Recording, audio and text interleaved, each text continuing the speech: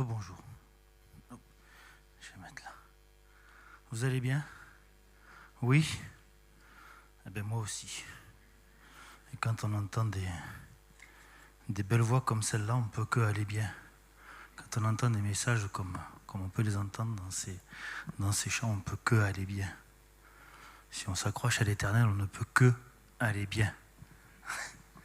L'Éternel. Seigneur Jésus, merci pour ce temps, merci pour ta vie. Merci pour tout ce que tu nous donnes, Jésus. Merci parce que tu es notre berger, ce fidèle berger. Celui qui nous conduit et qui nous guide. Amen. Je voudrais continuer avec vous mon étude du psaume 23. Ce psaume 23 auquel je suis particulièrement attaché, mais auquel de nombreuses personnes sont attachées. L'Éternel est mon berger, je ne manquerai de rien. L'Éternel est mon berger, je ne manquerai de rien. Il me fait reposer dans de verts pâturages, il me dirige vers des eaux paisibles. Et au verset 3, il restaure mon âme et il me conduit dans les sentiers de la justice à cause de son nom. Verset 3. Psaume 23, verset 3. Il restaure mon âme, il me conduit dans les sentiers de la justice à cause de son nom. Au verset 2, il me fait reposer dans les verts pâturages. Alors lorsque je suis dans le repos dans lequel je ne suis pas attiré par toutes les choses du monde, ce repos dans lequel Dieu prend plaisir à me rencontrer, à m'enseigner, à me parler. Dieu lui-même s'est reposé au 7e jour. C'est dire l'importance de ce repos. En Genèse 2, verset 3, Dieu bénit ce 7e jour et le sanctifia. C'est dire que ce jour de repos, ce temps de repos, ce moment si particulier, il l'a sanctifié et il l'a béni. Il l'a vraiment mis à part. Dieu met une emphase particulière à ce repos. Il y a une importance particulière à ce repos. Alors c'est vrai que Dieu ne s'est pas arrêté au 7e jour il s'est arrêté pour contempler ce qu'il avait fait les 6 jours précédents, mais pas non plus pour se mettre en relation avec lui. Parce que Dieu, qu'est-ce qu'il nous demande à nous sur ce 7e jour, sur ce temps de repos? Il nous demande de nous rapprocher de lui. Il nous rappelle que sur ce repos, on peut s'appuyer sur lui.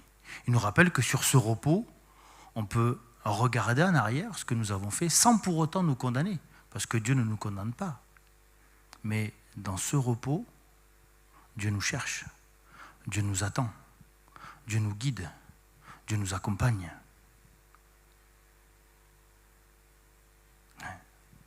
Ce repos, ce n'est pas qu'un seul jour. Ce n'est pas que ce 7e jour, ce n'est pas qu'aujourd'hui dimanche le repos. D'accord ? Le repos, c'est tout le temps qu'on peut l'expérimenter. En toute chose, tout ce que nous vivons, Dieu est présent.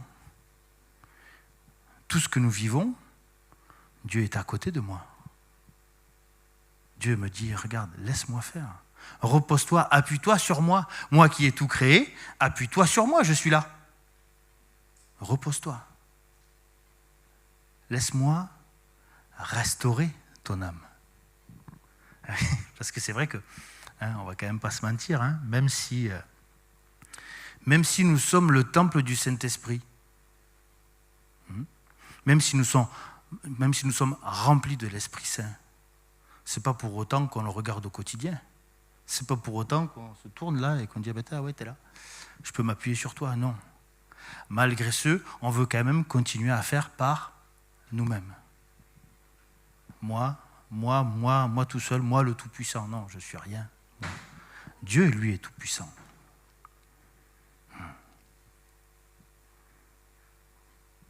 Ce repos, c'est même un commandement de Dieu. Exode 20, verset 8, il nous demande de considérer ce jour de sabbat, de prendre ce jour si particulier pour se souvenir. C'est dire cette importance du repos. C'est vraiment important. Vraiment important. Dieu nous exhorte à ce repos. Et comme il sait toutes choses, il sait qu'on ne va pas y arriver. Il sait qu'on n'est pas capable. de nous reposer et de nous appuyer sur lui pleinement. Et c'est pour ça que notre berger, il nous conduit vers ces eaux paisibles. Ces eaux paisibles. Excusez-moi, je tourne ma feuille. Alors ok, on est près des eaux paisibles, on est dans ces verts pâturages. Et comme mon Dieu, c'est mon berger, il fait en sorte que je ne manque de rien. Ouais. Il fait en sorte que je ne manque de rien et que je suis dans le repos. Ok. Dans le repos et après, qu'est-ce qu'on en fait de ce repos? Qu'est-ce qui se passe pendant ce repos? Ce moment sanctifié. Eh bien Jésus, Dieu, l'Éternel, vient restaurer notre âme. Le problème avec l'âme, c'est qu'il est un peu dans une position un peu difficile, l'âme. Ouais, entre le corps et l'esprit. C'est une position un petit peu bancale, hein, comme on peut dire, hein, entre deux eaux. Qu'est-ce que je choisis? La chair ou est-ce que je choisis l'esprit? Le monde m'attire. Le monde attire la chair. Donc c'est déjà plus... Voilà, c'est facile à comprendre ça quelque part. L'esprit. C'est quoi l'esprit? C'est quoi cette relation qu'il y a entre l'âme et l'esprit? Parce que là, entre le corps et la chair, on sait. Mais entre l'âme et l'esprit. Pardon, entre le corps et l'âme, pardon. Mais entre l'âme et l'esprit. C'est à ce moment-là hein, que l'esprit, si vous voulez, c'est cette chose immatérielle où on est en relation permanente avec Dieu. C'est par l'esprit que l'âme va être touchée. Et si l'âme est touchée, le corps va en bénéficier. Sauf que l'esprit, ça demande une discipline, ça demande une conviction, ça demande un abandon de soi. Ce n'est pas moi qui vis, mais Christ qui vit en moi. Ce que j'aime bien dans la version Semeur, c'est plutôt que de dire « il restaure mon âme », c'est « il me rend des forces neuves ». C'est-à-dire que j'avais des forces, mais lui, il m'en rend. C'est-à-dire que je les avais perdues, mais lui, il m'en rend. Dans la version second 21, c'est « il me redonne des forces ». Il restaure mon âme, il me redonne des forces. C'est-à-dire l'importance d'être régénéré, d'être fortifié, restauré pour affronter le quotidien de nos vies. Et cette régénération, elle ne peut que se trouver en Dieu. Ce n'est pas en nous-mêmes qu'on peut la trouver, cette régénération. Il me conduit dans les sentiers de la justice à cause de son nom. Si on en revient un petit peu au berger, hein, le berger, il sait où il doit mener ses brebis, il sait où est-ce qu'il va les conduire pour qu'elles ne manquent de rien. Hein, ça, c'est ce qu'on lit déjà dans le verset 1. Eh bien, notre berger nous conduit dans ce qui est droit, dans ce qui est juste et dans ce qui est normal. Pas la normalité du monde, hein, parce que si on regarde un petit peu le monde, comment il va aujourd'hui et comment le monde évolue, tout devient normal. D'ailleurs, c'est écrit, ce qui n'est pas normal ce qui n'est pas normal deviendra normal, ce qui est normal ne devient pas normal. Hein. Ce qui est bien sera appelé mal et le mal sera appelé bien. Ouais, super la normalité du monde, hein, quand même, c'est quand même pas mal. D'accord? Mais pareil, dans la version Semeur, ce qui est intéressant, c'est il me mène pas à pas sur le droit chemin. Vous voyez? Sur le droit chemin, ce qui est juste. Ce chemin qui est juste.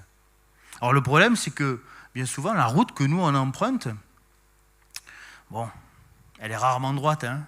Il faut se l'avouer quand même, hein, on est d'accord, hein. Elle est rarement lisse, elle est rarement unique, hein, cette route. Hein. Quand on rencontre différentes situations, suivant cette route que nous empruntons nous-mêmes. Hein. Il lui arrive qu'on tourne en rond, vous savez, comme dans un rond-point. Et quand on cherche une solution naturelle à nos problèmes, voyez, comme dans un rond-point. Il nous arrive aussi de ne plus pouvoir avancer, comme dans une impasse. Vous voyez, quand on ne cherche plus à regarder Christ, quand on ne veut plus regarder sa face. Il nous arrive aussi de faire demi-tour pour éviter un bouchon. Vous voyez, ça Ça, c'est quand on veut éviter la solution de Dieu. Parce que des fois, la solution de Dieu elle est difficile à accepter. Hein. On est d'accord, hein. Il faut abandonner des choses.